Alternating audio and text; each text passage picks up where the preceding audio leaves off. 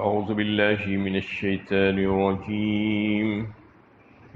بسم الله الرحمن الرحيم. فاليوم ننجيك ببدنك لتكون لمن خلفك آية وإن كثيرا من الناس عن آياتنا لغافلون. تو آج ہم تیری لاش کو بچائیں گے تاکہ تو بعد والوں کے لیے نشان عبرت ہو، اور حقیقت یہ ہے کہ بہت سے لوگ ہماری نشانیوں کی طرف سے غافل رہتے ہیں۔ یہ سورہ یونس کی 92 نمبر کی آیت ہے۔ اس سے گزشتہ آیتوں میں فرعون کے حشر کا بیان ہو رہا تھا کہ فرعون اپنے تکبر کی وجہ سے کس قدر قوم بنی اسرائیل کو ستاتا رہا اور ان کو غلام بنا کر رکھا۔ اس کے بعد پھر ان کا پیچھا کیا جب وہ نکل جانے لگے، اور سمندر میں راستہ کھلا ہوا دیکھ کر وہ یہ سمجھا کہ یہ راستہ میرے لیے بنایا گیا ہے، اور زام میں اس راستے پر اتر گیا اور اپنے لشکر کو بھی اس کے اوپر ڈال دیا۔ تو اللہ تعالیٰ نے اس کو مزہ چکایا اور پھر سمندر کی لہریں اس کو اپنی لپیٹ میں لے لی۔ اس وقت وہ کہنے لگا، اس کا قول اللہ تعالیٰ اس میں نقل فرمایا ہے کہ میں ایمان لاتا ہوں اس رب پر جو بنی اسرائیل کا رب ہے، وہی معبود اکیلا ہے، اس کے سوا کوئی معبود نہیں، اور میں فرما برداروں میں سے ہوں۔ تو اس سے کہا گیا کہ اب ایمان لاتا ہے، اب وقت گزر چکا ہے ایمان لانے کا۔ پہلے تو نافرمانی کرتا رہا، فساد کرتا رہا، اور اب ایمان لانے کی بات کہہ رہا ہے۔ تو اس میں بتایا یہ گیا کہ موت سے عین قبل ایمان یا توبہ دونوں قابل قبول نہیں ہے، معتبر نہیں ہے۔ یہ بات اس سے واضح ہوتی ہے۔ اور پھر اس آیت میں اللہ تعالیٰ نے فرمایا کہ آج ہم تیری لاش کو بچائیں گے۔ فرعون سے خطاب کرتے ہوئے اللہ تعالیٰ اس آیت میں فرما رہے ہیں فَالْيَوْمَ نُنَجِّيكَ بِبَدْنِكَ لِتَكُونَ لِمَنْ خَلْفَكَ آیَةً، تاکہ نشانی ہو، نشان عبرت بن جائے آگے آنے والوں کے لیے، اس لیے ہم تیری بدن کو بچا لیں گے۔ تجھے زندگی تو نہیں دیں گے، تجھے زندہ نہیں رکھیں گے، لیکن تیری باڈی کو ہم بچا لیں گے۔ یہ فرمایا تھا اللہ تعالیٰ نے، یہ وعدہ کیا اور پیشن گوئی تھی، اور بالکل حرف بحرف یہ صحیح ثابت ہوئی۔ کس طریقے سے کہ حضرت موسیٰ علیہ السلام جب پار ہوئے اپنے ساتھیوں کو لے کر، تو جب ان کو پتہ چل گیا کہ فرعون غرق ہو چکا ہے اور ہلاک ہو چکا ہے، تو انہوں نے قوم بنی اسرائیل کو اس کے بارے میں خبر دی کہ فرعون ہلاک ہو چکا ہے۔ لیکن چونکہ بنی اسرائیل کے سروں پر یعنی ایسا اس کا روب چھایا ہوا تھا، اس سے اس قدر مروب اور مغلوب تھے فرعون سے کہ ان کو یقین ہی نہیں آیا کہ فرعون مر بھی سکتا ہے، جس پر اللہ تعالیٰ نے ان کی یقین کے لیے سمندر کی موجوں کے ذریعے سے اس کی ناش کو ساحل پر لا کر ڈال دیا، اور سب لوگوں نے اس کی ناش کو دیکھا، ان کو یقین آ گیا۔ اس کے بعد پھر وہ لاش غائب ہو گئی، ایک لمبے عرصے تک غائب رہی۔ پھر قرآن میں اللہ تعالیٰ نے اس کے بارے میں بتایا، یہ پیشن گوئی فرمائی کہ ہم تیری لاش کو بچائیں گے بعد والوں کے لیے، عبرت کے لیے۔ تو یہ واقعہ ہو کے تقریباً 2000 سال گزر چکے تھے۔ حضرت موسیٰ علیہ السلام کا واقعہ قرآن کے نزول کے وقت تقریباً 2000 سال ہو چکے تھے۔ اس کے بعد بھی 1400 سال ایسے ہی رہا۔ قریب 100-125 سال پہلے مصر میں جب کھدائی چل رہی تھی وہیں کے علاقوں میں، اور چونکہ وہ لوگ جو ہے کچھ خاص قسم کے عمارتیں بنانے کے عادی تھے، پیرامڈس جسے کہا جاتا ہے، پیرامڈس آف ایجپٹ، تو اس سلسلے میں جو ہے وہ لوگ کھدائی کر رہے تھے، اہرام مصر بھی جس کو کہا جاتا ہے۔ تو کچھ ایسے پیرامڈس نکلے زمین کے اندر سے جو خاص طور پر وہ لوگ اس طریقے سے بناتے تھے کہ اس میں ہوا وغیرہ کا ایسا انتظام ہوتا تھا، روشنی کا، کہ بغیر روشنی اور بغیر ہوا کیے کہ قدرتی طور پر اس میں آتی جاتی رہتی تھی۔ اور وہ اپنے مرنے والوں کے لیے خصوصی جو لوگ ہوتے تھے ان کو جو ہے ممی بناتے تھے۔ مطلب یہ ہے کہ ان کو ایسا مسالہ لگا کر رکھتے تھے، وہ خنوط جسے کہا جاتا ہے، تو وہ خنوط کر کے اس کو رکھتے تھے۔ وہ سالانہ سال ان کی جسم کو جو ہے محفوظ رکھتا تھا، وہ پٹیاں لگا کر باندھ کر اس کو مسالے کے ساتھ رکھتے تھے تو وہ گلنے اور سڑنے سے محفوظ ہو جاتی تھی۔ تو اس وقت جب کھدائی چل رہی تھی تقریباً 100-125 سال پہلے، تو اس وقت اس میں سے کچھ نعشیں برآمد ہوئی، اس میں سے ایک نعش یہ بھی تھی جس کو لوگوں نے تحقیق کیا تو معلوم ہے کہ یہ وہی نعش ہے فرعون کی، موسیٰ علیہ السلام کے دور کی۔ اس کو پھر ویسے ہی رکھ دیا گیا میوزیم میں، اور پھر تقریباً 40-45 سال پہلے پھر سے انہوں نے اس کو نکالا اور اس کو فرانس کی لیبارٹری میں ایک سائنسدانوں کے حوالے کیا تاکہ اس کو مائکروسکوپک جو ہے جائزہ اس کا لیا جائے، ٹیسٹ کیا جائے کہ اس کے بارے میں کیا کیا باتیں ان کو معلوم ہوتی ہیں۔ تو انہوں نے اس کو بڑی تفصیل کے ساتھ جائزہ لیا فرانس کے سائنسدانوں کی ایک ٹیم نے۔ تو سب سے پہلے تو ان کو یہ بات معلوم ہوئی کہ یہ انسان جو مرا ہے پانی میں ڈوب کر مرا ہے، اس کے جسم پر نمک کے ذرات تھے، اور دوسری بات یہ معلوم ہوئی کہ پانی میں زیادہ دیر تک نہیں رہا ہے، یہ بہت تھوڑا عرصہ رہا ہے۔ اگر زیادہ دیر رہتا تو نمک کی وجہ سے اور پانی میں جو دیگر جو مخلوقات ہیں وہ اس کو ختم کر دیتی تھی، اس لیے اللہ تعالیٰ نے اس کو نکال دیا تھا۔ تو یہ دو باتیں ان کو معلوم ہوئی کہ پانی میں ڈوبنے سے اس کی موت ہوئی ہے اور زیادہ عرصہ پانی میں نہیں رہا ہے۔ اور پھر ساری چیزوں کا انہوں نے جائزہ لیا، اس کا وقت کب کا تھا، یہ ساری باتیں اس کو معلوم ہوئی۔ تو یہ بات بالکل واضح ہو گئی کہ وہ تقریباً 3500 سال پرانی جو ہے واقعہ تھا، یہ ہوا تھا اس کے تعلق سے۔ جب ان کے سامنے وہ تحقیقات کرتے ہوئے آگے بڑھے تو ان کے سامنے یہ آیتیں آئیں، پیش کی گئی، تو یہ آیتیں سننے کے بعد ان کو یقین ہو گیا کہ یہ وہی ہے جس کے بارے میں قرآن 1400 سال پہلے بتایا ہے کہ یہ انسان جو مرا ہے اس کے تعلق سے ہی بتایا گیا تھا۔ یہ سن کر وہ سائنسداں مسلمان ہو گئے۔ ڈاکٹر مورس کے بارے میں بتایا جاتا ہے کہ جب ان کو یہ بات معلوم ہوئی تو انہوں نے سمجھ لیا کہ یہ اللہ کا کلام ہے اور یہ دین حق ہے، اس لیے کہ اس کے سوا اور کوئی دین حق نہیں ہو سکتا۔ تو یہ ساری چیزیں ان کے سامنے آئی۔ 3500 سال کے بعد اللہ تعالیٰ نے وہ جو وعدہ تھا اللہ تعالیٰ کے اس آیت میں کہ ہم تجھ کو جو ہے نشان عبرت بنائیں گے لوگوں کے لیے، تو آج بھی وہ مصر قاہرہ کی میوزیم میں آج اس کی ممی بن کے رکھی ہوئی ہے، لوگ اس کا مشاہدہ کرتے ہیں، دیکھ سکتے ہیں لوگوں کے لیے۔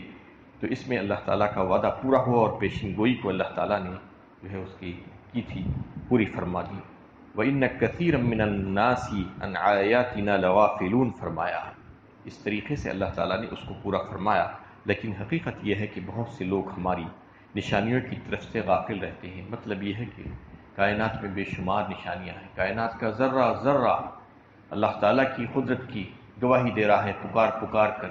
بس چاہیے کہ ہم اپنی آنکھیں اور کان کھول کر اس کو سننے اور دیکھنے کی کوشش کریں، اس کو سمجھنے کی کوشش کریں جو اللہ تعالیٰ نے ہم کو صلاحیتیں دی ہے۔ تو پھر اللہ تعالیٰ کی قدرت اور اس کی توحید بڑی آسانی کے ساتھ ہم کو سمجھ میں آ سکتی ہے، ورنہ اگر ہم اپنے آنکھ اور کان بند کر لیں گے تو پھر کائنات میں جس قدر نشانیاں ہیں وہ نشانیوں سے ہم کچھ بھی فائدہ نہیں اٹھا سکتے۔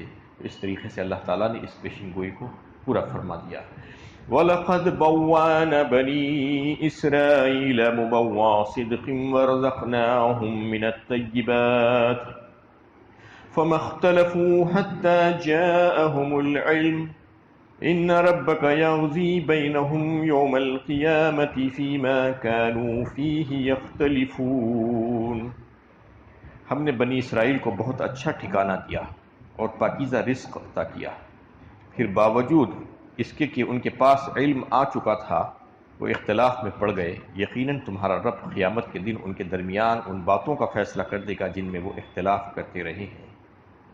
اس میں ایک تو یہ اللہ تعالیٰ نے فرمایا کہ بنی اسرائیل کو ہم نے نجات دی فرعون کے ظلم و زیادتیوں سے، اور پھر ان کو بہترین ٹھکانہ عطا فرمایا۔ اس سے مراد ایک تو پورا ملک مصر ہے، اور ارض مقدسہ فلسطین اور اردن یہ اللہ تعالیٰ نے ان کو عطا فرمایا۔ حضرت ابراہیم علیہ السلام کی ذریت کو اس کا وارث بنایا اللہ تعالیٰ نے اپنے فضل و کرم سے، اور بہترین اعلیٰ قسم کا رزق ان کو عطا فرمایا، اس کا جو ہے یہاں پر تذکرہ کیا جا رہا ہے۔ فَمَا اخْتَلَفُوا حَتَّى جَاءَهُمُ الْعِلْمُ، یہ ساری نعمتیں لینے کے باوجود بھی ان کو شکر ادا کرنا نہیں آیا، اللہ تعالیٰ کی قدر انہوں نے نہیں پہچانی کہ وہ کس قدر تکلیفوں میں تھے۔ اللہ تعالیٰ نے ان کی ساری تکلیفیں دور فرمائی اور ان کو بے شمار نعمتوں سے نوازا، لیکن اس کے باوجود انہوں نے اختلاف کیا۔ علم آ جانے کے بعد حتی جاءہم العلم، علم سے مراد یہاں پر کئی ایک باتیں فقہا نے بیان فرمائی ہے۔ علم سے مراد شریعت کا علم بھی ہے۔ واضح کرنا یہ مقصود ہے کہ بنی اسرائیل کے درمیان جو اختلاف دین اور شریعت کے معاملے میں پیدا ہوئے تھے، وہ اس بنا پر نہیں ہوئے تھے کہ انہوں نے ان باتوں کا انہیں صحیح علم نہیں بخشا گیا تھا، بلکہ ان کو معلوم تھا یہ ساری باتیں۔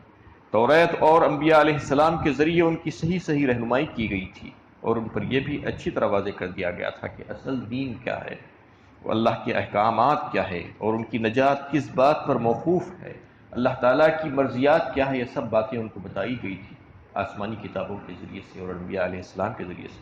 مگر ان واضح تعلیمات کے باوجود بھی انہوں نے اختلاف کی راہ اختیار کی۔ ایک تو یہ تھا کہ دین کا علم، دوسرے بعض مفسرین کی رائے ہے کہ اس سے مراد اللہ کے نبی صلی اللہ علیہ وسلم ہے۔ یہاں یہ بتایا جا رہا ہے کہ ان کے سامنے جو ہے اللہ کے نبی صلی اللہ علیہ وسلم کی ذات مبارکہ آ چکی تھی، یعنی قرآن کے نزول کے وقت کا اگر موقع دیکھا جائے تو نبی صلی اللہ علیہ وسلم کے تعلق سے کو کہا گیا ہے کہ علم جاء العلم، کیونکہ علم روشنی آپ ہی کے ذریعے سے آئی دنیا میں، ساری امت جو ہے کو روشنی ملی اور راستہ اور ہدایت آپ صلی اللہ علیہ وسلم کے ذریعے سے ملی۔ تو یہ علم کے بارے میں اللہ تعالیٰ نے ان کی پرانی کتابوں میں زبردست پیشین گوئیاں فرمائی تھی اور خوشخبریاں دی تھی کہ ایک نبی ایسے ایسے آنے والے ہیں، ان کے سارے صفات بیان فرمائے گئے تھے اور ان کے ظہور کا وقت اور دیگر ساری تفصیلات یعنی اس میں بیان تھی، اس کے بارے میں وہ پڑھتے تھے اور جانتے تھے۔ وہ پچھلی کتابوں کے رکھنے والے جو لوگ تھے قوم بنی اسرائیل، ان کو سب کچھ علم تھا۔ آپ صلی اللہ علیہ وسلم کے دنیا میں تشریف لانے سے پہلے اپنی دعاؤں میں وسیلہ دے دے کر مانگا کرتے تھے آپ صلی اللہ علیہ وسلم کا، اور آپ صلی اللہ علیہ وسلم کے تعلق سے جب آمد قریب ہونے لگی ان کی کتابوں کی اس کی وجہ سے، تو انہوں نے لوگوں کو بتانا شروع کیا کہ اب ایک نبی کی آمد ہونے والی ہے۔ یہ سب چیزیں ان کو جو ہے پتہ تھی، یعنی یعرفونہ کما یعرفون ابناءہم وان فریقا منہم لیکتمون الحق وہم یعلمون، فرمایا سورہ بقرہ میں اللہ تعالیٰ نے۔ اس قدر اچھی طریقے سے پہچانتے تھے وہ آپ صلی اللہ علیہ وسلم کو جیسے اپنے بیٹوں کو پہچانتے ہیں، لیکن اس میں سے ایک فریق نے حق کو چھپایا، حق کو ظاہر نہیں کیا اپنے فائدے کی خاطر، اپنی اغراض و مقاصد رکھتے ہوئے۔